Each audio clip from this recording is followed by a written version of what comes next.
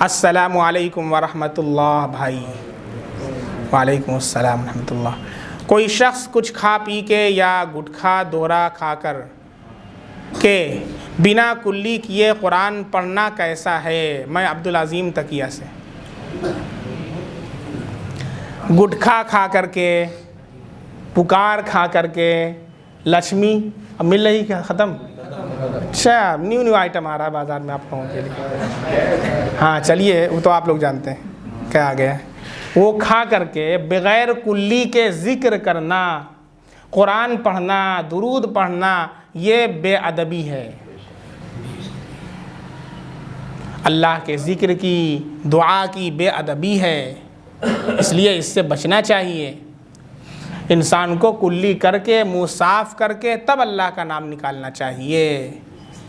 कहीं अगर ऐसा हो कि इंसान फंस गया हो, पानी न मिल रहा हो, या ऐसा है कि इंसान कोई दुआ पढ़ना चाहता है और घर में दाखिल होते वक्त ऐसे वक्त पानी नहीं है, तो अगर वो अपने मुंह को थूक करके, साफ़ करके ऐसे मौके पर घर के दाखिल होने की दुआ पढ़ लिया, तो ऐसे मौके पर कुछ गुंजाइश हो सकती है। लेकिन नॉर्मली कंडीशन में, नॉर्मल हालात के अंदर इंसान को पूरी फ़िक्र और कोशिश ये करनी चाहिए कि वो पाक साफ़ ज़ुबान से अल्लाह का नाम ले, अल्लाह का ज़िक्र करे। ये बेअदबी के अंदर आता है, इससे बचिए। अस्सलामु अलैकुम मुफ्ती साहब, औरतों का बदन कितना ढका रहेगा कि नमाज हो जाएगी? यानी सतर कहाँ से कहाँ तक है? मोहम्मद अतहर जौनपुर से। भाई औरत का सतर पूरा बदन है, सिवाय चेहरा, दोनों हथेलियों और दोनों कदम के। पूरा बदन नमाज के अंदर ढाकना ये ज़रूरी है, ये सतर है। अगर किसी एक उज़्व का चौथाई हिस्सा खुल जाएगा, चौथाई हिस्सा और उससे ज़्यादा खुल गया, तो फिर नमाज नहीं होगी, इसका ख्याल रखें। अस्सलामु अलैकुम वरहमतुल्लाहि वबरकातुहू। क्या फ़रमाते हैं उलमाए दीन, मुफ्तियान किराम मसले ज़ैल के बारे में? अगर किसी शख्स ने महर 5051 रुपये मुतय्यन की और 12,000 की सोने की अंगूठी अपनी बीवी के लिए ख़रीदी महर के रकम के बदले, कि उसी में महर भी अदा हो जाएगा जो कि 5051 रुपये मुतय्यन की गई है, और तो क्या ऐसा करना दुरुस्त है? मुदल्लल जवाब देकर शुक्रिया का मौका इनायत फरमाएँ। फ़क़त वस्सलाम। अबुल अनस शिराज़ी, अटाला मस्जिद जौनपुर। ये कहते हैं कि महर थी 5051 रुपया और उसने एक सोने की अंगूठी ख़रीदी, कितने की? 12,000 की अंगूठी ख़रीदी, और वो महर के रकम के बदले उसने ख़रीदी है कि मैं ये अंगूठी अपनी बीवी को दे दूँ, और उसने बढ़ा करके दे दिया, तो बहुत अच्छी बात है। तो आप तो पहले शौहर हमको मिले हैं कि जो माशाअल्लाह जो है बढ़ा करके महर दे रहे हैं, वरना तो 5051 ही रुपया देते देते ज़िंदगी निकल जाती है, और इंतकाल के बाद मसला पूछने आते हैं कि महर माफ़ हो जाएगा। क्या अजीब सूरत हाल है। पूरी ज़िंदगी उसने तुम्हारी खिदमत की, कपड़ा धुला, तुम्हारे बच्चों की परवरिश की, तुम्हारे लिए खाना बना के खिलाया, और तुमको सुबह सुबह जब उठते थे तो अंडा उबाल करके, छिड़ करके नमक और चाय देती थी, महर नहीं दिया तुमने। अजीब सूरत हाल हिंदुस्तान के अंदर पाई जाती है। तो बहुत अच्छी बात है माशाअल्लाह। अल्लाह आपको और आपके माल में, आपके जान में बरकत अता फरमाए। पहले शौहर मिले हैं माशाअल्लाह कि आपने इरादा किया है कि बीवी को हम 12,000 का दे दें, बहुत अच्छी बात। वैसे भी बीवी को कुछ ना कुछ गिफ्ट दिया कीजिए, इससे मोहब्बत में इजाफ़ा होगा। अल्लाह के नबी सल्लल्लाहु अलैहि वसल्लम की ये सुन्नत है, तहादउ तहाब्बू, कि जिससे ताल्लुक़ हो, दोस्ती हो, तो कभी हदिया भी लेते देते रहा करो, इससे मोहब्बत में इजाफ़ा होगा। लेकिन ये एक ही तरफ से ना हो, तहादउ कहा गया है, दोनों तरफ से होना चाहिए।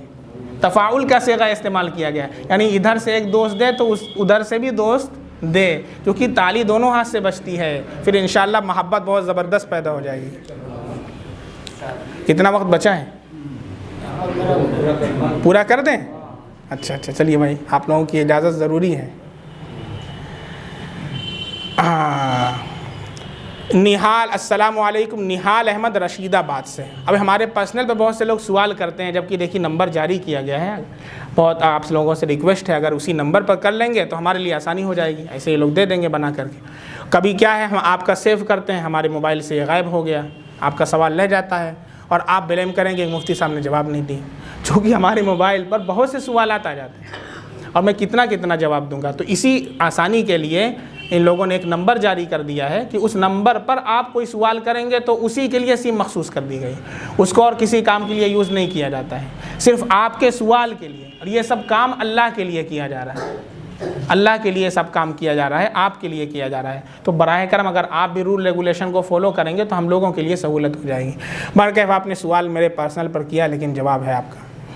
अस्सलामु अलैकुम, निहाल अहमद रशीदाबाद से। मुफ्ती साहब ये बताइए, मर्द अपने जिस्म शरीर पर कितनी चांदी पहन सकता है? किसी ने हमें बताया है बस 2 ग्राम, इससे ज़्यादा नहीं। इसके बारे में तफसीर से बताएं, मेहरबानी होगी आपकी। देखें भाई, मर्द के लिए जो चांदी है वो सिर्फ 1 मिस्काल चांदी की इजाज़त है। 1 मिस्काल चांदी। 1 मिस्काल कितना होता है? 4 ग्राम, आज के ग्राम के हिसाब से 4 ग्राम 374 मिलीग्राम। कितना होता है? 4 ग्राम 374 मिलीग्राम। इसलिए आप लोगों की जो अंगूठी बनवाई है, तो अंगूठी अगर पहनना है तो फिर इसको आप वहाँ पर वज़न करवा लीजिए कि 4 ग्राम 374 मिलीग्राम, उससे ज़्यादा की अंगूठी पहनना जायज़ नहीं है। और इसी तरीके से बहुत से लोगों को देखा गया कि एक के बजाय 2-2, 3-3 चढ़ाए रहते हैं। नहीं, एक अंगूठी से। और ये अंगूठी पहनना बहुत शौकिया जो पहनते हैं, इसका शौक़ नहीं पालना चाहिए। हमारे नबी सल्लल्लाहु अलैहि वसल्लम ने भी अंगूठी बनवाई थी उस वक्त जब ज़रूरत पेश आई थी। जब आप सल्लल्लाहु अलैहि वसल्लम शुरू में आप अंगूठी नहीं पहनते थे, लेकिन आखिर वक्त में आप देखें तो अल्लाह के नबी सल्लल्लाहु अलैहि वसल्लम ने खुतूत रवाना करने का इरादा किया है कि जो मुलूक और सलातीन और बादशाह हैं उनके पास अल्लाह के नबी सल्लल्लाहु अलैहि वसल्लम ने खुतूत भिजवाए हैं, अल्लाह की वहदानियत का तारुफ़ कराया है और अपनी रिसालत का तारुफ़ कराया है। तो फिर उस मौके पर यह बात आई कि अल्लाह के नबी, ये दस्तूर है इन सलातीन और बादशाहों का कि ये कोई भी ख़त बग़ैर मुहर के तस्लीम नहीं करते। अगर आप बग़ैर मुहर के ख़त भेजेंगे तो वो ख़त नहीं मानेंगे। तो आपने कहा कि ऐसी बात है। फिर ऐसे मौके पर आपने चांदी की एक अंगूठी बनवाई जिस पर मोहम्मद रसूल अल्लाह, मोहम्मद रसूलुल्लाह ये कंधा करवाया था। और जब आप ख़त लिखवा लेते थे तो आप अपने हाथ से उस पर ऐसे मुहर लगा दिया करते थे। तो ज़रूरत के वक्त आपने, तो इसलिए बहुत शौकिया तौर पर ऐसी चीज़ नहीं है कि बस अंगूठी पहन करके घूम रहे हैं।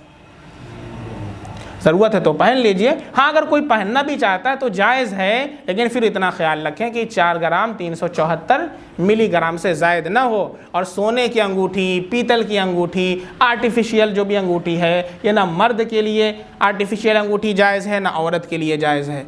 और सोने की अंगूठी मर्द के लिए जायज़ नहीं है, ना सीकड़ पहनना जायज़ है। अब तो सीकड़ भी नौजवान पहनने लगे हैं। इन सारी चीज़ों से बचें, ये सारी चीज़ें यहूद व नसारा की हैं। सवाल, तलाक़ की इद्दत कितनी है और खुला की कितनी है? मैंने सुना है कि खुला की 1 महीना 10 दिन है। नबील आदमपुर। तलाक़ की इद्दत हो चाहे खुला की इद्दत हो, इन दोनों सूरतों के अंदर इद्दत जो होती है वो अलग अलग है, औरत की हालत के हिसाब से अलग है। अगर औरत ऐसी है कि जिसको हैज़ आता है, माहवारी आती है, ऐसी औरत को तलाक़ दिया गया है तो ऐसी औरत की इद्दत 3 हैज़ है। ऐसे अगर अभी तलाक़ दिया गया, उसके बाद उसको मंथली साइकिल आएगा एक बार, फिर तोहर का ज़माना पाकी का आएगा, फिर एक बार मंथली साइकिल आएगा जिसे हैज़ कहते हैं, फिर पाकी का ज़माना आएगा, फिर तीसरी बार जब उसे हैज़ आएगा और उससे वो पाक हो जाएगी तो उसकी इद्दत पूरी हो जाएगी। ये उस औरत की इद्दत है जिसे हैज़ आता हो। लेकिन अगर किसी औरत को हैज़ ना आता हो बीमारी की वजह से, या ऐसा हो चुकी हो, बूढ़ी हो चुकी हो कि उसकी वजह से उसे हैज़ नहीं आता है, तो ऐसी औरत को तलाक़ दिया गया है तो ऐसी औरत की इद्दत 3 माह है, 3 महीना, 3 मंथ्स, 3 महीना है। तीसरा नंबर, ऐसी औरत को तलाक़ दिया गया है कि जो हमल से है, जिसके पेट में बच्चा है, तो अब उसकी इद्दत 3 माह या 3 हैज़ नहीं है। उसकी इद्दत है कब पूरी होगी? जब वो बच्चा पैदा हो जाएगा। जो ही विलादत होगी उसी वक्त वो इद्दत उसकी पूरी हो जाएगी, चाहे 1 दिन बाद ही विलादत हो जाए। ये तफसील है इसके अंदर। और जो आपने लिखा है नबील साहब की खुला की मैंने सुना है 1 महीना 10 दिन है, तो ये बिल्कुल गलत बात है, इसका कोई सबूत नहीं है। खुला भी दर हकीकत तलाक़ है और तलाक़ की इद्दत वो है जो मैंने अभी बयान कर दी है। एक साहब सवाल कर रहे हैं, अपना नाम बतलाने से मना किया है, पर्सनली है, लेकिन बता दिया जा रहा है ताकि एक मसला मालूम हो जाए। मेरी बहन की उम्र 26 हो चुकी है और उसके ऊपर कुछ असरात हैं जिसकी वजह से अब्बू उसे अपने साथ सुलाते हैं, तो क्या ऐसी सूरत में बहन को अपने साथ सुलाना दुरुस्त है या फिर उसे अलग बिस्तर पर सुलाएं? जी, अच्छा सवाल किया आपने। देखें, हदीस के अंदर है, अल्लाह के नबी सल्लल्लाहु अलैहि वसल्लम का इरशाद है, मुरू अबनाअकुम बिस्सलाती इज़ा बलगू सबअ सिनीन। अपने बच्चों को नमाज का हुक्म करो जब वो 7 साल के हो जाएं। वज़रिबू अलैहा इज़ा बलगू अशरा वफ़र्रिगू बैनहुम फ़िल मज़ाजिअ। और जब 10 साल के हो जाएं और नमाज न पढ़ें तो नमाज न पढ़ने पर उनको मारो और उनके बिस्तर को अलहदा कर दो। तो बिस्तर को अलहदा करने का भी हुक्म है। बच्चे जब बालिग हो जाए, बुलूगत के करीब पहुंच जाएं, बल्कि 10 साल में कहाँ, 7 साल 10 साल के अंदर कहाँ बच्चा बालिग होता है। लेकिन जब आप ये समझें कि थोड़ा समझने बूझने लगे हैं, इस उम्र को पहुंच चुके हैं, 7 साल 8 साल के हो चुके हैं, तो ऐसी सूरत में उनका बिस्तर अलग करने का हुक्म है। इसलिए बेहतर तो यही है कि बिस्तर को अलग कर दिया जाए, और ख़ास तौर से जब बालिग हो जाए और बच्ची हो तो उसका बिस्तर अलग कर दिया जाए। हाँ, लेकिन अगर कोई ऐसी मजबूरी हो जैसा कि आपने बताई है, ऐसी मजबूरी की सूरत में अगर आप सुलाते हैं तो उसकी एक शक्ल ये निकाली जा सकती है कि जैसे एक चारपाई पर आप हैं तो बगल में एक चारपाई लगा करके उसको अपनी बच्ची को सुला लें, ताकि उसका बिस्तर भी अलग हो जाए और जो खदशात हैं उससे भी आप महफूज हो जाएं। हाथ में कोई बात होती है तो आप उसको देख सकें। लेकिन अगर ऐसी मजबूरी हो कि दूसरी चारपाई की पूरे घर में जगह ही ना हो, छोटा ही कमरा हो, तो फिर अल्लाह माफ़ करने वाला है। ऐसी सूरत में बचने, लेकिन कोशिश करें, एहतियात बरतें इसमें। सवाल, क्या मुर्दे की रूह घर पर आती है? मेरे पड़ोस में एक अप्पी हैं, उन्होंने अम्मी को देखा है, हाफिज़ असगर बड़ी मस्जिद। देखें, इस्लामी उसूल के लिहाज से मरने के बाद जो मुर्दे की रूह है वो या तो इल्लियीन में होती है या सिज्जीन में होती है।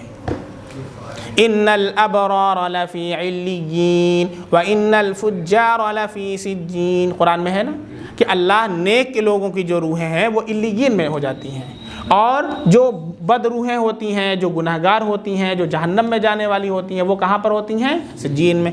ये दो जो हैं ये रूम हैं, ये जिनका कनेक्शन होता है। जैसे इल्लियीन का कनेक्शन जन्नत से होता है और सिज्जीन का कनेक्शन जहन्नम से होता है।